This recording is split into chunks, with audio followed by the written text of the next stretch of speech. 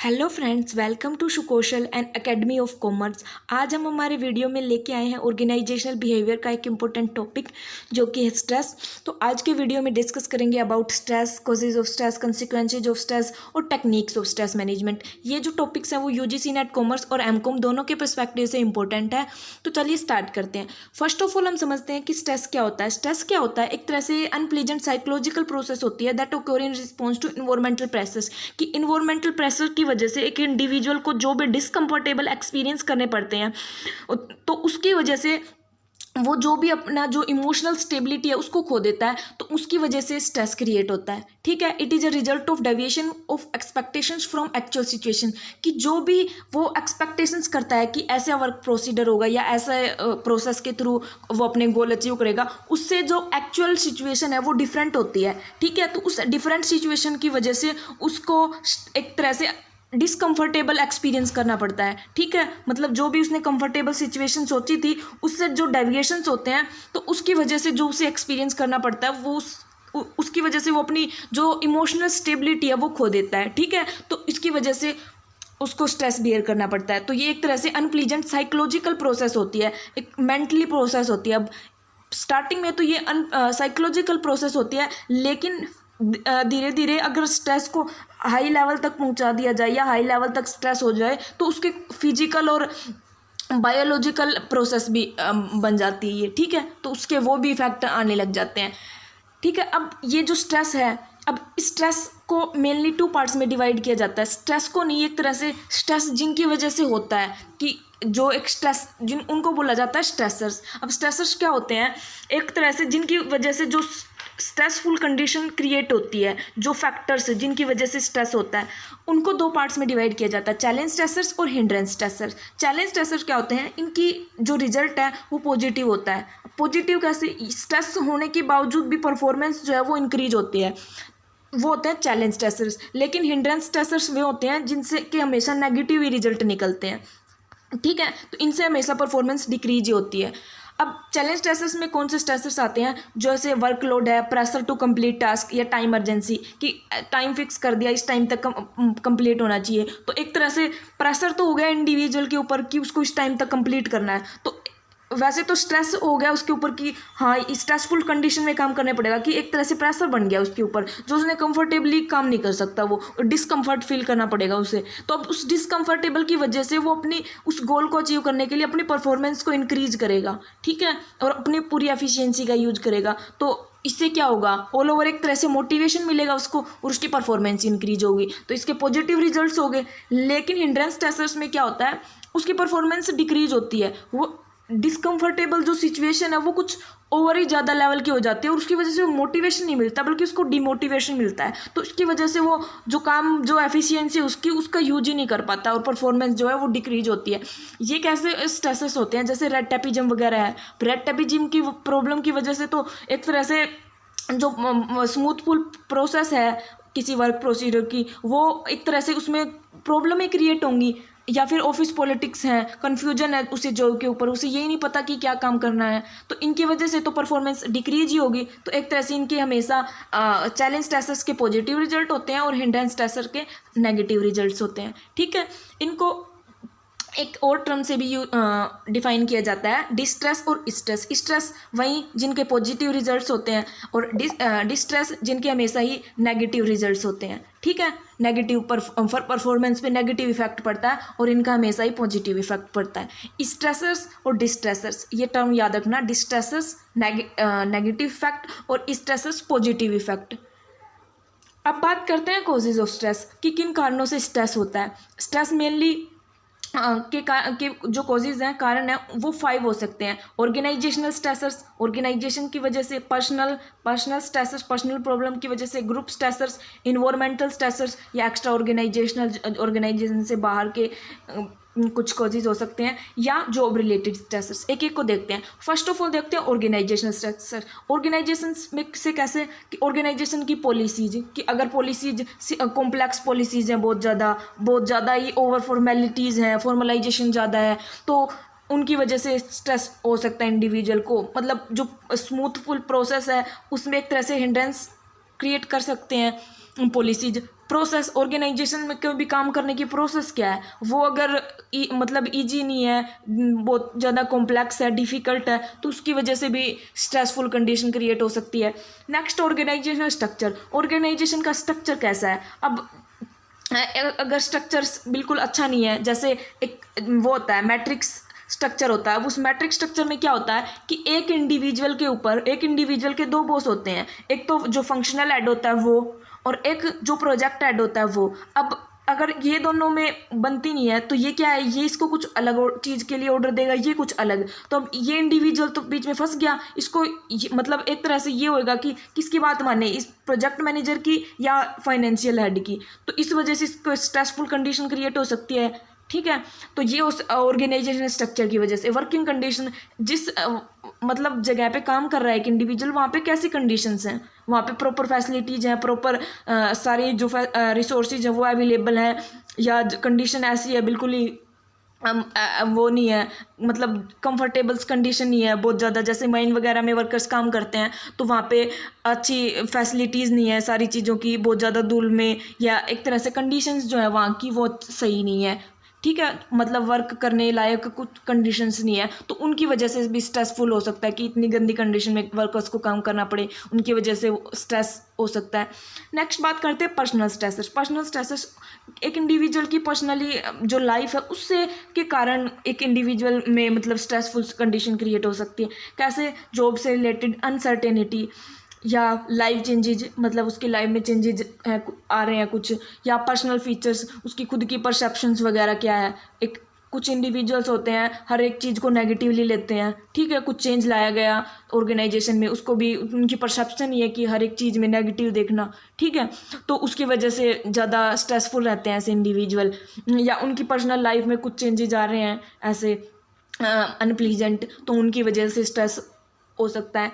Next है group stresses. Group stresses में की वजह से कैसे स्ट्रेस क्रिएट हो सकता है कि अब जैसे कोई इंडिविजुअल एक पर्टिकुलर ग्रुप से जुड़ना चाहता है और उसकी मेंबरशिप नहीं मिल रही है, ठीक है, उसकी वजह से वो स्ट्रेस में हो सकता है। या ग्रुप कॉन्फ्लिक्ट, एक इंडिविजुअल है उसके आपस में ग्रुप में कॉन्फ्लिक्ट चल रहा है, ठीक है, तो उसकी वजह से स्ट्रेस हो सकता है। और भी अगर ग्रुप में कोहेसिवनेस नहीं है, कोहेसिवनेस ये होती है कि आपस में मतलब मेंबर्स एक दूसरे को लाइक ही नहीं करते या एक दूसरे की बात ही नहीं मानते, तो उसकी वजह से स्ट्रेस क्रिएट हो सकता है। नेक्स्ट है इन्वायरमेंटल स्ट्रेसर्स, कि इन्वायरमेंट के जो फैक्टर्स हैं उनकी वजह से। अब इन्वायरमेंटल फैक्टर्स की इकोनॉमिक कंडीशंस में कैसे, अगर इन्फ्लेशन वगैरह की सिचुएशन चल रही है तो उसकी वजह से एक इंडिविजुअल को एक तरह से जो इनकम एक्सपेंडिचर है उसके बैलेंस को मेंटेन करने में प्रॉब्लम आ सकती है। पॉलिटिकल स्टेबिलिटी नहीं है, फैमिली कंडीशंस बिल्कुल सही नहीं है, या फिर क्लास रिलेशंस कैसे कि एक इंडिविजुअल किसी पर्टिकुलर कास्ट से या क्लास से बिलोंग करता है, उस क्लास की वो जिस एरिया में रह रहा है वहाँ पे रिस्पेक्ट नहीं है अगर, या उनके साथ मिसबिहेव किया जाता है, तो उसकी वजह से भी स्ट्रेस क्रिएट हो सकता है एक इंडिविजुअल की लाइफ में। नेक्स्ट है जॉब रिलेटेड स्ट्रेसेस। अब जॉब रिलेटेड स्ट्रेसेस कैसे? पुअरली डिफाइंड रोल, एक इंडिविजुअल का रोल कोई डिफाइन नहीं किया गया है कि उसका क्या रोल है पर्टिकुलर काम में। वैल्यू डिफरेंसेस हैं, हैवी वर्कलोड है, टाइम डेडलाइंस, ज़्यादा काम की वजह से भी स्ट्रेस हो सकती है उसको, एक तरह से जो मतलब हो ही नहीं सकता वो काम इतने कम टाइम में, इतना ज़्यादा काम दे दिया जाए तो उसकी वजह से, या टाइम डेडलाइन बिल्कुल कम टाइम दिया जाए किसी काम को करने के लिए। लो क्वालिटी सुपरविजन, अगर सुपरवाइजर अच्छा नहीं है, ऑटोक्रेटिक टाइप का है, मतलब जो वो है जूनियर्स हैं उनकी बात ही नहीं सुनता, या उनकी मतलब क्या ओपिनियंस है उनको कंसिडर ही नहीं करता, उनकी प्रॉब्लम्स को ही नहीं कंसिडर करता। नेक्स्ट है इंटरडिपेंडेंस नेचर ऑफ वर्क। अगर इंटरडिपेंडेंस नेचर में क्या है कि एक इंडिविजुअल का जो काम है वो किसी दूसरे इंडिविजुअल के काम पे डिपेंड करता है, ठीक है। अब ये इंडिविजुअल सही से अपना काम नहीं परफॉर्म करेगा तो इसकी परफॉर्मेंस भी इफेक्ट होगी, तो एक तरह से इंटरडिपेंडेंस होगी, एक दूसरे पे डिपेंड हो गए, तो अब इसकी तो किसी और की वजह से इस इंडिविजुअल को एक तरह से स्ट्रेस हो सकता है कि अगर ये अच्छा काम नहीं करेगा तो इसकी भी परफॉर्मेंस डिक्रीज होगी, जबकि ये अपना काम अच्छे से कर रहा है, ठीक है, तो ऐसे भी स्ट्रेस क्रिएट हो सकता है। नेक्स्ट है फ्रस्ट्रेटेड इन्वायरमेंट, कि जिस इन्वायरमेंट में जॉब कर रहा है वो वहाँ पे इन्वायरमेंट नहीं है, उसकी वजह से उसे फ्रस्ट्रेशन हो सकती है।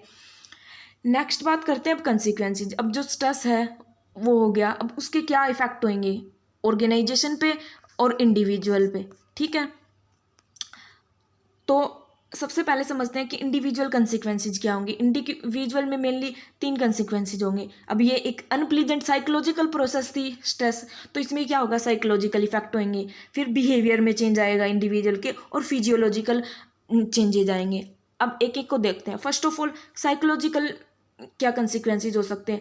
एंजाइटी हो सकती है, डिप्रेशन में जा सकता है कोई इंडिविजुअल, ज़्यादा स्ट्रेसफुल कंडीशन में अगर है, लो सेल्फ एस्टीम, वो अपनी मतलब उसको अपनी वैल्यू ही नहीं समझ आएगी, एक तरह से बिल्कुल खुद को कुछ वैल्यू ही नहीं करेगा, लो सेल्फ एस्टीम में ये होता है। स्लीपलेसनेस, अच्छे से सो नहीं पाएगा, फ्रस्ट्रेशन होगी, फैमिली प्रॉब्लम्स क्रिएट हो सकती है, बर्नआउट। बिहेवियर, उसके बिहेवियर में क्या क्या चेंजेस आ सकते हैं। एक्सेसिव स्मोकिंग कर सकता है या ड्रिंकिंग कर सकता है। ज़्यादा स्ट्रेसफुल जो लोग होते हैं वो ज़्यादा अट्रैक्टेड होते हैं स्मोकिंग और ड्रिंकिंग की तरफ।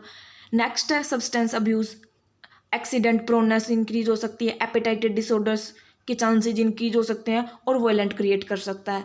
ठीक है।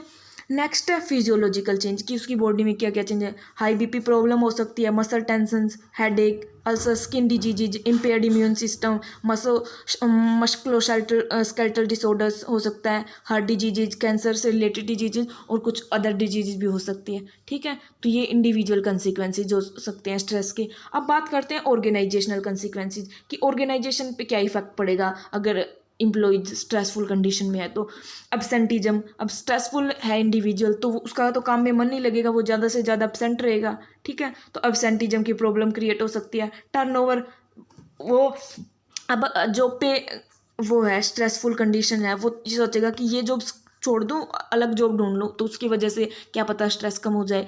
तो अब वो क्या चेंज करेगा जॉब, तो उसकी वजह से टर्नओवर प्रॉब्लम हो सकती है। डिसीजन मेकिंग, अब स्ट्रेसफुल इंडिविजुअल कैसे डिसीजन लेगा, अच्छे डिसीजन मेकिंग तो नहीं कर सकेगा, तो एक तरह से डिसीजन मेकिंग पे इफेक्ट पड़ेगा। नेक्स्ट, डिस्टर्ब कस्टमर रिलेशनशिप, अब एम्प्लॉयज़ को तो अलग अलग कस्टमर्स के साथ या अलग अलग आउटसाइडर्स पार्टीज़ के साथ एक तरह से इंटरेक्ट करना पड़ता है। तो अब स्ट्रेसफुल है कोई इंडिविजुअल, तो क्या वो अच्छे से रिलेशनशिप अच्छे से इंटरेक्ट कर पाएगा, नहीं कर पाएगा, तो उसकी वजह से जो रिलेशनशिप है वो डिस्टर्ब होंगे।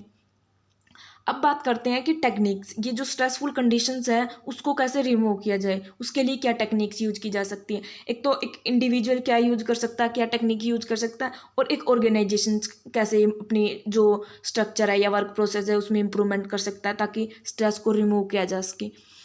तो फर्स्ट ऑफ ऑल देखते हैं इंडिविजुअल रिलेटेड टेक्निक। इंडिविजुअल क्या कर सकता है, मेडिटेशन कर सकता है, योगा कर सकता है, एक्सरसाइज कर सकता है, बैलेंस डाइट मेंटेन कर सकता है, प्रॉपरली टाइम मैनेजमेंट कर सकता है, सफिशिएंट स्लीप ले सकता है, और अवेयरिंग लिमिट, की एक लिमिट फिक्स करे कि पर्टिकुलर कोई भी काम है वो इस लिमिट तक करना है। ठीक है। तो इसकी वजह से भी स्ट्रेस नहीं होगा।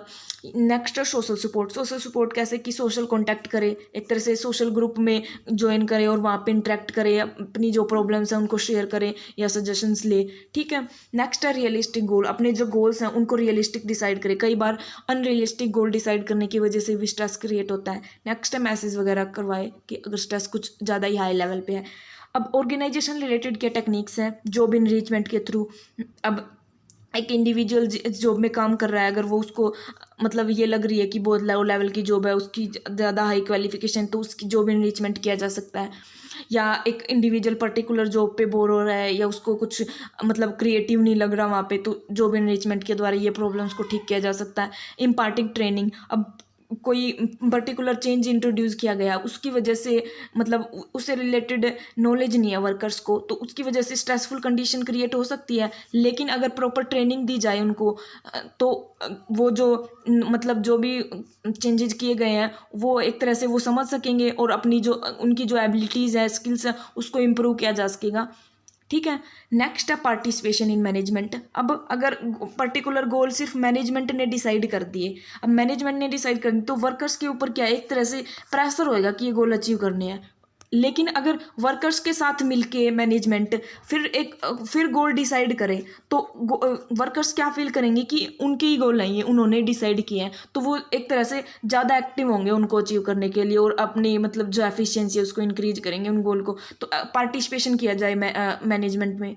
ठीक है। उनका जो वर्कर्स हैं, एम्प्लॉइज हैं, उनको ओपन कम्युनिकेशन। अब कम्युनिकेशन अगर अच्छा नहीं होगा, कोई प्रॉब्लम है वो इजीली शेयर ही नहीं कर सकेंगे वो, तो उसकी वजह से स्ट्रेस हो सकता है। तो कम्युनिकेशन जो फ्लो है उसको प्रॉपरली इंश्योर किया जाए। प्रॉपर सिलेक्शन कैसे कि पर्टिकुलर जॉब के लिए प्रॉपरली इंडिविजुअल जिस स्किल की रिक्वायरमेंट है उस स्किल या एबिलिटी का इंडिविजुअल को चूज़ किया जाए, उसके अकॉर्डिंग सेलेक्ट किया जाए। ठीक है, अब ये नहीं है कि रिक्वायरमेंट किसी हाई स्किल वाले बंदे की है और वहाँ पे उस ऐसे पर्सन को सेलेक्ट कर लिया जिसको उस काम से रिलेटेड नॉलेज ही नहीं है या उसके अंदर वो स्किल या एबिलिटी नहीं है, तो क्या वो काम कर पाएगा? नहीं कर पाएगा। उसकी वजह से स्ट्रेस ही होएगा, उसके ऊपर प्रेशर बनेगा कि काम करना है, जबकि उसे आता ही नहीं, उसके अंदर स्किल ही किसी और काम की है। ठीक है, तो सिलेक्शन जो है वर्कर्स का वो प्रॉपर किया जाए। इफेक्टिव रिवॉर्ड सिस्टम को इफेक्टिवली इंश्योर किया जाए। अब एफिशिएंट वर्कर्स हैं उनको तो अगर प्रॉपर रिवॉर्ड दिया ही नहीं जाएगा और इनएफिशिएंट है उनको दे दिया जाए, तो इससे क्या जो इफेक्टिव है उनमें स्ट्रेसफुल कंडीशन होएगी क्रिएट, उनकी परफॉर्मेंस डिक्रीज होएगी, उनको तो ये होएगा कि उनको कोई रिकॉग्निशन नहीं मिला उनकी परफॉर्मेंस के लिए। ठीक है, करियर एडवांसमेंट अपॉर्चुनिटी। अब कई बार करियर से रिलेटेड फ्यूचर करियर से रिलेटेड प्रॉब्लम्स की वजह से जो एम्प्लॉयज है वो स्ट्रेस में होते हैं, तो उनको करियर एडवांसमेंट की अपॉर्चुनिटी प्रोवाइड की जाए। ठीक है, नेक्स्ट एम्प्लॉय वेलफेयर स्कीम चलाई जाए। सूटेबल पॉलिसी, जो ऑर्गेनाइजेशनल पॉलिसीज़ हैं उनको सूटेबल बनाया जाए अकॉर्डिंग टू डिफरेंट एम्प्लॉयज और इंडिविजुअल। ईजी प्रोसेस, जो वर्क प्रोसीडर है ऑर्गेनाइजेशंस का उसको ईजीली इंश्योर किया जाए, एक तरह से सिंपल प्रोसेस को इंश्योर किया जाए ताकि ओवरऑल जो एफिशिएंसी है वो इंक्रीज हो उसके, और जो मतलब एम्प्लॉयज है उनको ज़्यादा स्ट्रेस ना फील करना पड़े। तो ये टेक्निक यूज करके स्ट्रेस है उसको रिमूव किया जा सकता है या कम किया जा सकता है। ठीक है, तो ये था हमारा आज का वीडियो। मिलते हैं नेक्स्ट वीडियो में, तब तक के लिए बाय, थैंक यू।